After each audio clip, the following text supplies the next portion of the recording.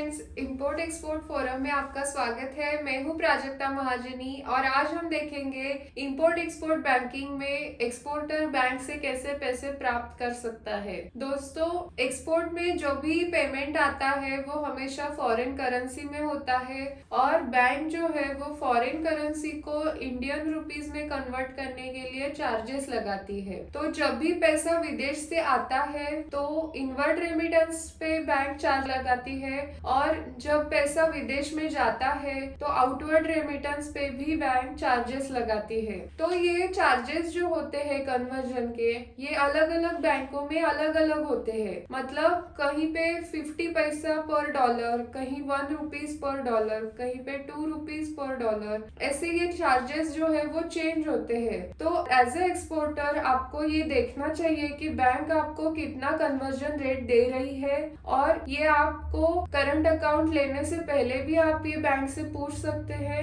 या फिर आपका अगर पहले से ही किसी बैंक में अकाउंट है तो आप ये बैंक के साथ निगोशिएट कर सकते हैं। तो मैं आपको एक एग्जांपल देती हूँ। अगर आपका $2000 का पेमेंट आने वाला है और बैंक ने आपको 1 रुपीज पर डॉलर ऐसे चार्ज लगाया, तो यहाँ पे आपका 2000 रुपए का चार्जेस लग गया। तो आप छोटे अमाउंट है इसलिए ये नहीं देखते कि कितना हमें चार्जेस लगा है, लेकिन आप ये सोचो कि अगर आपका $1,00,000 का पेमेंट आने वाला है तो यहाँ पे अगर बैंक ने आपको 2 रुपीज पर डॉलर ऐसे चार्जेस लगाए तो आपको डायरेक्टली 2 लाख रुपए चार्ज देना पड़ गया बैंक को। देखो, बैंक वाले भी है वो अपना काम कर रहे हैं, वो अपना सर्विस दे रहे हैं, तो इसीलिए वो चार्जेस लगाते हैं। लेकिन हम ये चार्जेस जो है वो बैंक के साथ निगोशिएट कर सकते हैं और हमें थोड़ा सा कम करा के ले सकते हैं। तो इसीलिए आपको बैंक के साथ निगोशिएट करना है और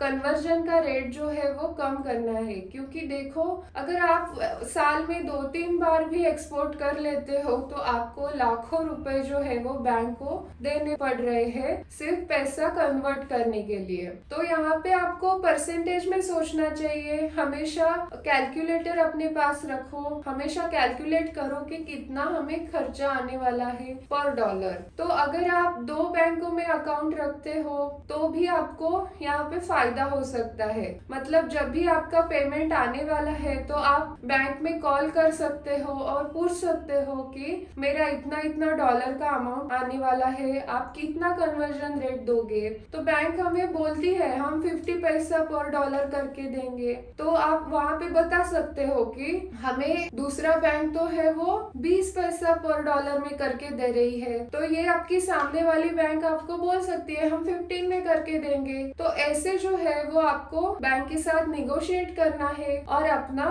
फायदा लेना है। तो यहाँ पे आपका पैसा जो है वो सेव हो रहा है, यही आपकी अर्निंग है। Saving is earning. तो ये बात ध्यान में रखकर आप ये बैंक के साथ निगोशिएट कर सकते हैं और आपको पैसे प्राप्त हो सकते हैं। परसेंटेज के लिए मैं आपको और एक एग्जांपल देती हूँ। जब भी आप अपने दोस्तों के साथ बाहर घूमने जाते हो या फिर होटल में खाना खाने जाते हो, तो आप अगर 4-5 दोस्त है और 4-5 हजार का बिल आ गया तो आप नहीं सोचते कि ज्यादा खर्चा हो गया। लेकिन अगर आप 20-25 दोस्त है और कहीं पे खाना खाने गए और 20-25 हजार का बिल आ गया तो आप बोलते हो अरे कितना ज्यादा खर्चा हो गया। तो यहाँ पे क्या होता है कि पर पर्सन तो आपको सेम ही खर्चा आया 1000 रुपीज, लेकिन लोग ज्यादा है तो आपको ये लगा कि ये ज्यादा खर्चा हो गया। तो इसका मतलब ये है कि जब भी हम हमारे बिजनेस की शुरुआत में है तब भी हमें पैसों की ज्यादा जरूरत है,